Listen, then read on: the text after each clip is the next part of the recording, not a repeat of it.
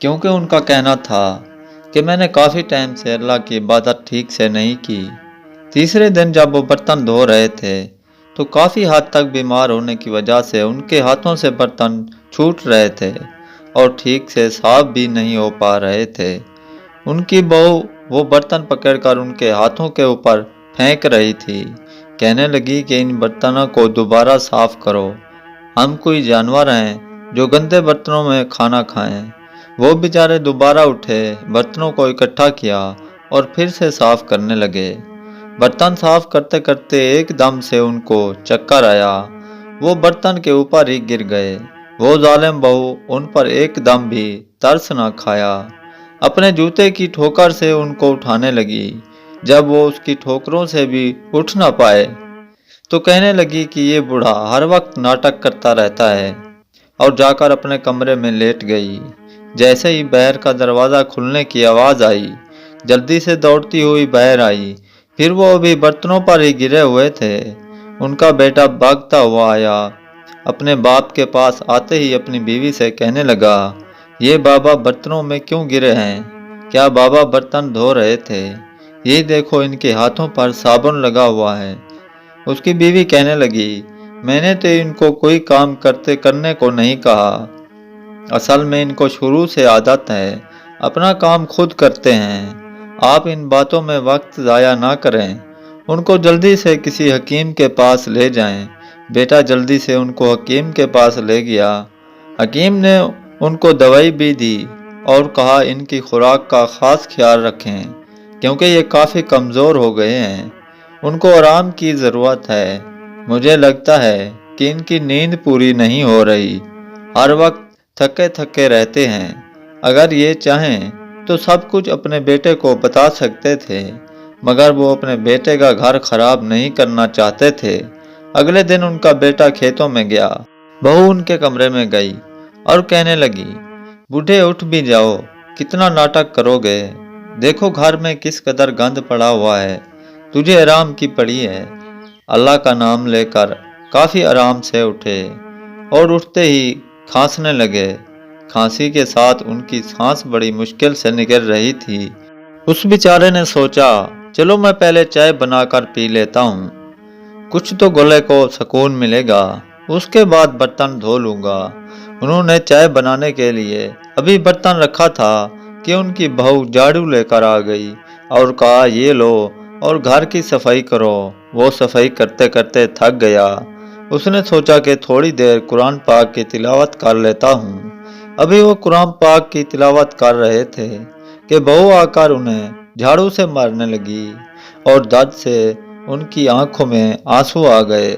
कुरान पाक को बंद करके उठे और कहने लगे, बेटी मुझसे काम नहीं होता, मुझ में इतनी ताकत नहीं है। मैंने सारी जिंदगी काम किया है, मगर अब मुझ में इतनी हिम्मत नहीं है। क्या करूं? वो कहने लगी, जब आज़ान होती है तब टाइम मिल जाता है, हिम्मत आ जाती है। इतनी हिम्मत कहाँ से लाते हो कि उठकर नमाज पढ़ने लगते हो? बूढ़े एक बात कान खोलकर सुन ले, जो तुम जमीन पर टकरे मारते फिरते हो, आज के बाद अगर तुमने मेरे सामने ये सब किया तो मैं तुम्हें इस घर से निकाल दूंगी। कितने पैसे तुम पर लगते हैं, कितनी दवाइयाँ लेकर आते हैं। अब जल्दी से सारे घर की सफाई करो, तेरा बेटा आने वाला है। अगर तुमने अपने बेटे को कुछ बताने की कोशिश की तो मैं तुम्हारे बेटे का घर बर्बाद कर दूंगी। वो अल्लाह वाले उसकी धमकियां खामोशी से सुनते रहे। अल्लाह वाले वहां से उठे और घर की सफाई करने लगे। सफाई करते करते उनकी सांस फूल रही थी। वो अपने कमरे में जाकर जल्दी से दवाई ढूंढने लगे। दवाई लेकर जब वो बाहर आए, पानी का गिलास पकड़ा और दवाई खाने लगे तो जालिम बहू ने दवाई पकड़कर कचरे में फेंक दी। कहने लगी, तुम इतनी जल्दी कहाँ मरने वाले हो? फिर उन्होंने अपने फूलते सांस के साथ सारे घर की सफाई की। वो अल्लाह वाले जब रात को अपने कमरे में छुपकर सफाई कर रहे थे तो अपने अल्लाह से बातें कर रहे थे। कहने लगे, मेरे अल्लाह, मेरा दिल चाहता है मैं इस घर से कहीं दूर चला जाऊं। मैं तेरी ठीक से इबादत नहीं कर पाता। वो अल्लाह वाले बुजुर्ग सारी रात मुसल्ले पर बैठकर रोते रहे। اس کشمکش میں سوچتے رہے کہ میں کیا کروں۔ وہ اپنی تہجد کی نماز پڑھ کر فارغ ہوئے تو انہوں نے اپنا مسلح اٹھایا، تسبیح پکڑی اور ہاتھ میں قرآن پاک پکڑا اور کسی جنگل میں نکل پڑے۔ فجر کی اذان کی آواز گونج رہی تھی۔ وہ اللہ والے بزرگ چلتے جا رہے تھے، وہ خود نہیں جانتے تھے وہ کہاں جا رہے ہیں۔ راستے میں ٹھنڈی ٹھنڈی ہوا چل رہی تھی۔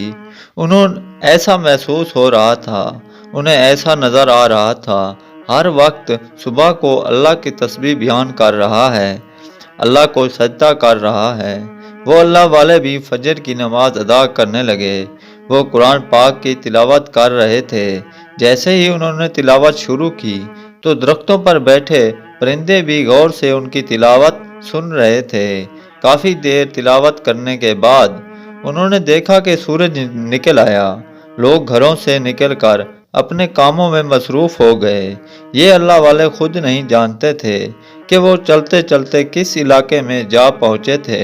وہ اللہ والے آنکھیں بند کر کے ہاتھ میں تسبیح لے کر اللہ کا ذکر کر رہے تھے۔ تبھی انہوں نے ایک بچے کے رونے کی آواز سنی۔ بچہ بہت زور سے رو رہا تھا۔ ایسا لگ رہا تھا کہ بچہ بہت ہی زیادہ تکلیف میں ہے۔ جب انہوں نے آنکھیں کھولی تو ایک آدمی بچہ اٹھاتے بھاگتے جا رہا تھا۔ وہ اللہ والے اس کی طرف بڑھے اور اس آدمی سے پوچھنے لگے، یہ بچہ کیوں رو رہا ہے؟ وہ آدمی تو بے بس اپنے بچے کی تکلیف دور کرنا چاہتا تھا۔ وہ جلدی سے کسی حکیم کے پاس جانا چاہتا تھا۔ وہ آدمی اللہ والے کی بات کو انسنی کر کے آگے بڑھ گیا۔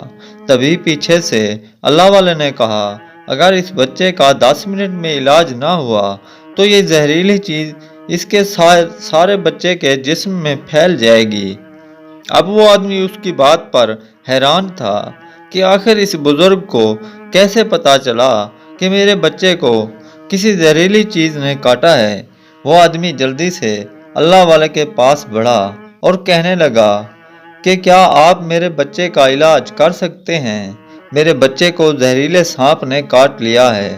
اللہ والے بزرگ نے بچے کو نیچے لٹا کر اس بچے کا ہاتھ پکڑ کر منہ سے کچھ پڑھنے لگے اور اس بزرگ نے پڑھنے کے بعد ایک دفعہ اس سانپ کے کاٹنے والی جگہ پر تھوکا تو بچہ روتا ہوا چپ ہو گیا۔ اللہ والے نے 3 بار یہی عمل دہرایا۔ بچہ اٹھ کر چلنے لگا۔ وہ آدمی تو اللہ والے کے قدموں میں گر کر ان کا شکریہ ادا کرنے لگا۔ وہ آدمی کہنے لگا، آپ تو میرے بیٹے کے لیے فرشتہ بن کر آئے ہیں۔ میں نے آپ کو اس علاقے میں پہلے دفعہ دیکھا ہے۔ آپ کہاں سے آئے ہیں؟ آپ کا گھر کہاں ہے؟ اللہ والے مسکرانے لگے اور کہنے لگے، کیا دنیا میں بھی کبھی کسی کا گھر ہوتا ہے؟ ہم سب تو یہاں صرف مسافر ہیں۔ میں تو بس اپنے اللہ کی عبادت کرنا چاہتا ہوں۔ میں تو ہمیشہ سے جنگل میں عبادت کی ہے۔ اب میں کسی مخصوص جگہ کی تلاش میں ہوں جہاں میں صرف اپنے اللہ کی عبادت کر سکوں۔ وہ آدمی کہنے لگا کہ اللہ کے نیک بندے، آپ ہمارے گھر چلیں۔ میں اپنے گھر میں آپ کی عبادت کے لیے ایک جگہ آپ کی عبادت کے لیے بندوبست کر دوں گا۔ آپ نے میرے بیٹے کی جان بچائی ہے، میں آپ کے لیے اتنا تو کر سکتا ہوں۔ وہ کہنے لگے، نہیں بیٹا، جان بچانے والی بات تو اللہ تعالیٰ کی ہے۔ وہ آدمی اللہ والے کو لے کر اپنے گھر آ گیا۔